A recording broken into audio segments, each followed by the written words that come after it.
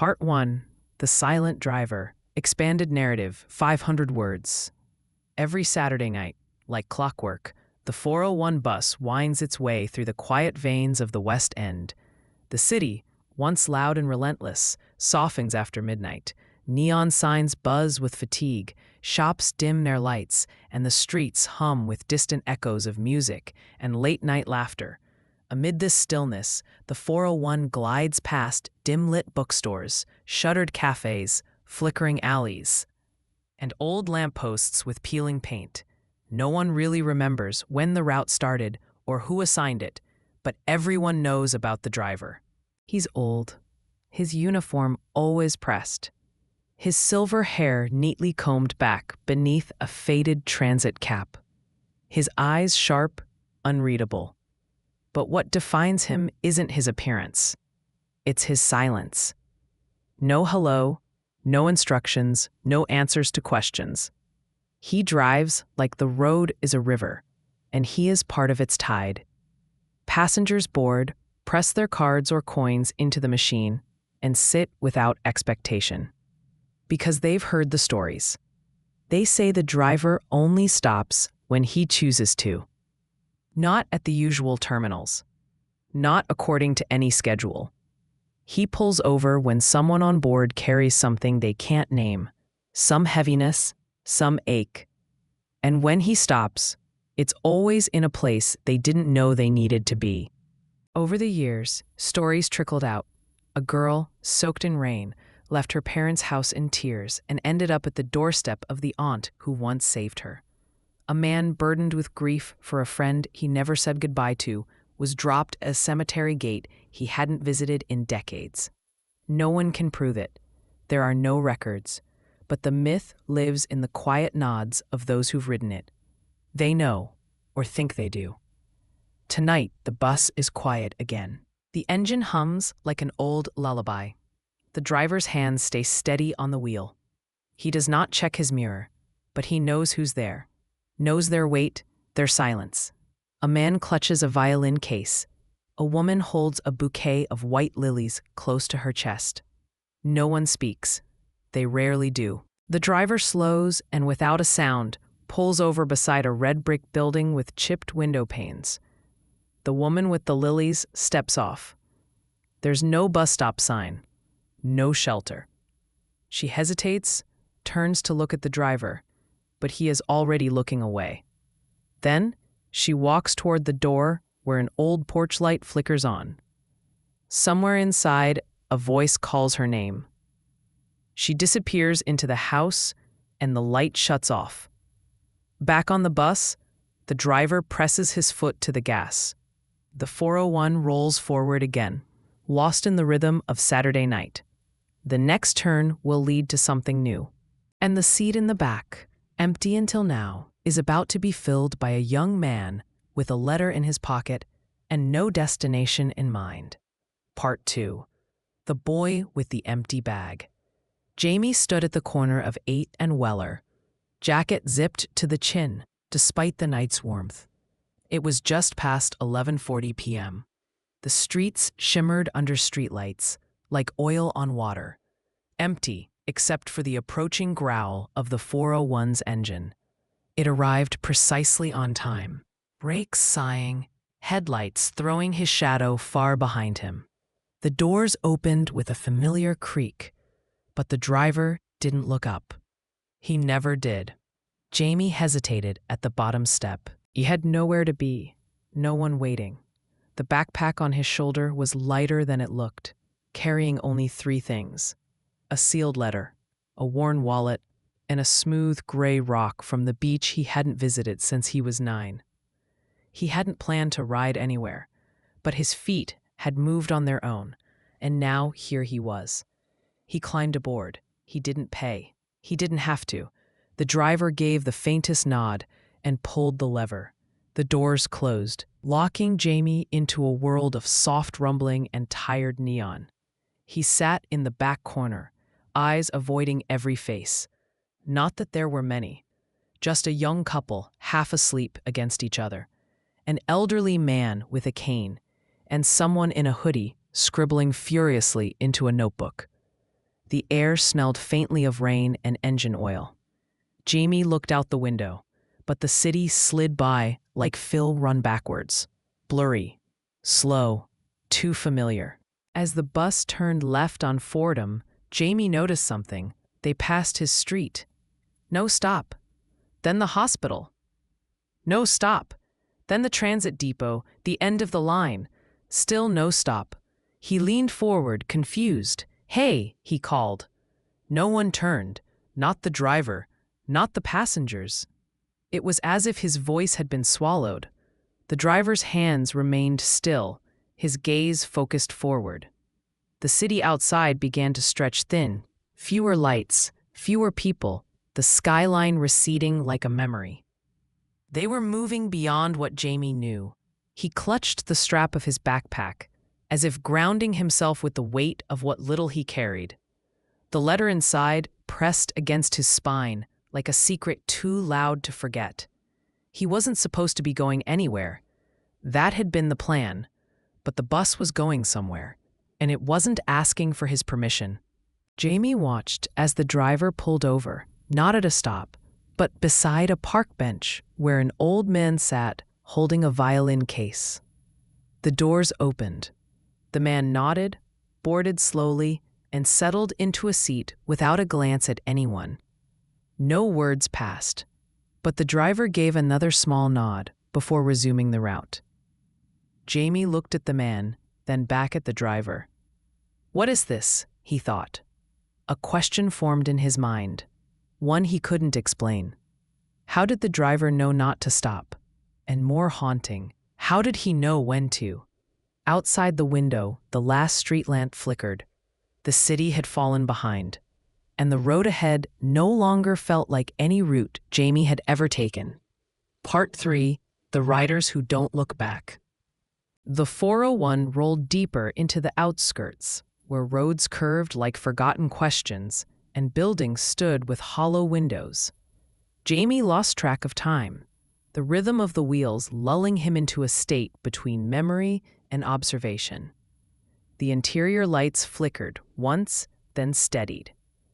Outside, the city fell away, replaced by hushed neighborhoods and bridges built before he was born. He sat in silence, still clutching the backpack. He hadn't spoken, and yet the silence spoke for him. Around him, the passengers changed. The couple had left 2 turns ago, stepping off into a quiet street with no stop sign, no station. Just a porch light flickering on, as if expecting them. A boy with headphones had taken their place. He cried quietly into his sleeve. At the next turn, the bus slowed again. At another non-stop, a girl no older than 20 rose from her seat. Jamie noticed the mascara streaks on her cheeks, the trembling fingers that clutched a phone against her chest. She didn't thank the driver. She just got off.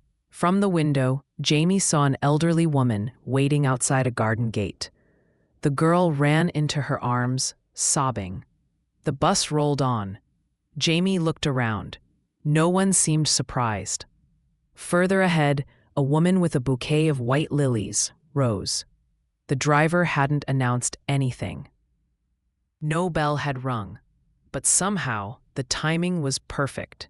She stepped off at a narrow pedestrian bridge, the kind few would notice. Before crossing, she paused, left one lily at the railing, and whispered something Jamie couldn't hear. Then she vanished down the path. Jamie leaned toward the driver now, his voice low but urgent. "How do you know where to stop?" The driver didn't answer. His eyes never left the road. The next passenger stood without prompting. A man in a wrinkled suit, humming softly to himself, briefcase on his lap. As he exited, he left the briefcase behind. Jamie reached to stop him, but something in the man's smile said not to. Outside, he walked toward a church with darkened windows and sat on the steps. Jamie opened the briefcase after a moment of hesitation. Inside, sheet music, hymns, and a photograph of a younger version of the man beside a choir of children. A headline clipping: "Choir director retires amid health concerns." Jamie closed the case. Each of them had left something behind. Their weight, their sadness, a memory needing closure. And the 401, like some silent confessor, accepted them all. The street ahead narrowed. The bus turned off the main road and into a wooded stretch Jamie didn't recognize. He looked to the driver again. "What about me?" No answer. But in the mirror, the driver's eyes met his. Not with judgment, but with knowing. The engine rumbled on. The city was far behind, and Jamie was no longer just a passenger. He was the last rider, and somewhere ahead, his stop was waiting. Part 4. The Last Stop That Isn't. Jamie was alone now. The seats around him sat quiet and empty, humming faintly with memory. The city had faded entirely, swallowed by dark hills and the sound of wind brushing tall roadside grass. The only lights came from the interior bulbs and the occasional glint of moonlight over the dashboard. The 401 no longer followed any route Jamie could place. It moved like it had always known the way. He finally stood, gripping the cold metal pole as the bus rounded a bend. "Where are we going?" he asked, his voice raw from silence. The driver didn't turn, didn't speak, but he slowed the bus. They came to a stop. There was no sign, no road, just a dirt path winding down a slight hill, surrounded by coastal brush. Beyond it, faintly glowing in the distance, Jamie saw water, the ocean. His breath caught in his throat. He stepped off slowly, his sneakers crunching gravel. The air tasted like salt. The night stretched wide and quiet, the sky pierced by stars he hadn't seen in years. The driver stayed seated, hands resting on the wheel, watching. Jamie followed the path without thinking. It opened onto a cliffside bluff, and below it, a narrow beach he remembered, though he hadn't been there since childhood. The same place he'd once collected that gray skipping stone, the one now zipped inside his backpack. He sat down in the sand, fingers brushing against the cold grain. The sea whispered, patient and low, like a lullaby half forgotten. For the first time in months, maybe years, Jamie cried, not out of panic, not out of fear, but because something deep inside had finally unclenched. He reached into his bag, pulled out the letter, read it in full for the first time. The words still hurt, but no longer crushed him. It didn't matter who had left. It mattered that he had stayed. As dawn began to stain the horizon with the first soft hints of gold, Jamie stood. He walked down to the shoreline, placed the letter under a flat stone, and set his childhood pebble beside it. Then he turned back. The bus hadn't moved. It waited. The driver still sat behind the wheel, motionless but not distant. Jamie stepped on board without a word and paused just behind the driver's seat. "Why here?" he asked. The driver didn't answer, but in the rearview mirror, Jamie saw his own reflection. Not just as he was now, but younger, smiling, hopeful, real. He nodded. That was enough. He chose a seat near the front this time. The doors closed with a whisper. The engine stirred, and the 401 turned slowly back toward the city. It was still Saturday night, but morning was on its way, and Jamie was going home, not because the road led him there, but because he'd finally chosen to return. Part 5. The Bus That Waits. The road back into the city felt different. Jamie sat just 2 rows behind the driver now, closer to the world, closer to himself. The 401 moved slowly, as if savoring the silence. The windows blurred with early morning mist, and the streets beyond began to reappear, first in fragments, then fully, like a dream shifting back into reality. He watched neighborhoods stir awake, a bakery lifting its shutters, joggers blinking against the sunrise, a woman holding a coffee and walking her dog. Life. Simple. Unchanged. The kind of life Jamie thought he'd forgotten how to belong to. He reached into his backpack one last time. The letter was gone now, left with the waves. But in its place, he pulled out a new piece of paper. Blank. He borrowed a pen from the aisle seat and began to write. Not a goodbye this time. A beginning. As the bus turned onto Ashgrove Avenue, the first place that had felt like home years ago, Jamie stood. He didn't press the bell. Didn't need to. The driver pulled over without prompting. The doors sighed open. Jamie paused. Turned toward the driver. There were 100 things he wanted to say, but all he managed was, "Thank you."